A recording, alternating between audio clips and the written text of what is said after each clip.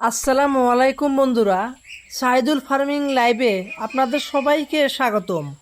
আজকের ভিডিওতে আমরা জানব চীনা হাঁস পালন কেন এত লাভজনক এবং কেন দিন দিন অনেক নতুন উদ্যোক্তা এই ব্যবসার দিকে ঝুঁকছেন।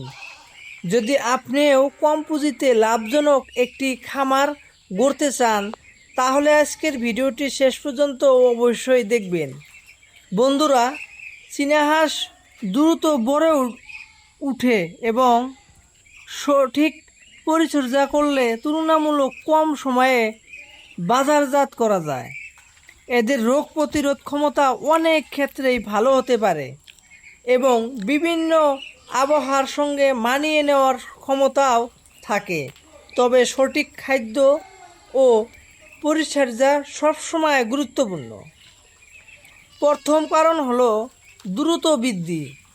দ্বিতীয় কারণ হলো বাজারের চাহিদা। অনেক এলাকায় চীনা হাঁসের মাংস ডিমের ভালো চাহিদা রয়েছে। তৃতীয় কারণ হলো একাধিক আয়ের সুযোগ। আপনি হাঁস বিক্রি করতে পারেন, ডিম বিক্রি করতে পারেন, এমনকি বাচ্চা উৎপাদনের ব্যবসাও করতে পারেন।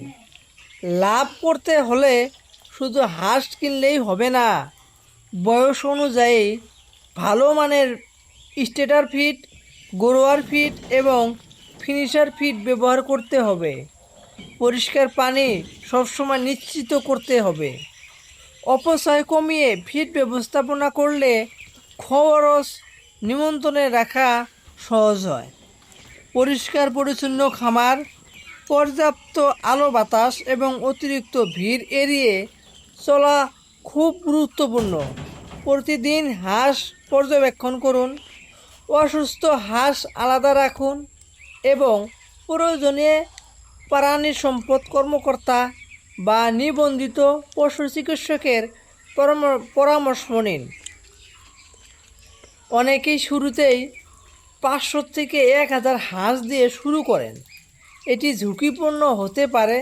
প্রথমে 50 থেকে 100টি হাঁস দিয়ে অভিজ্ঞতা অর্জন করুন। তারপর ধীরে ধীরে খামার বড় করুন। সবসময় আয় ব্যয়ের হিসাব লিখে রাখুন।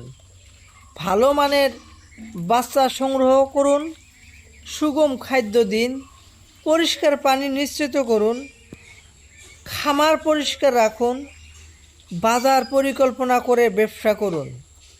বন্ধুরা, চীনা হাঁস পালন লাভজনক হতে পারে, তবে এর সাফল্য নির্ভর সঠিক পরিকল্পনা, ভালো ব্যবস্থাপনা, খাদ্য পরিচর্যা এবং বাজার পরিস্থিতির উপর। আপনি যদি ধৈর্য নিয়ে কাজ করেন তাহলে এই খাতে ভালো সম্ভাবনা তৈরি করতে পারবেন। ভিডিওটি ভালো লাগলে একটি লাইক দিন, বন্ধুদের সঙ্গে শেয়ার করুন এবং সাইদুল ফার্মিং লাইভ চ্যানেলটি সাবস্ক্রাইব করে বেল আইকন অন করে রাখুন।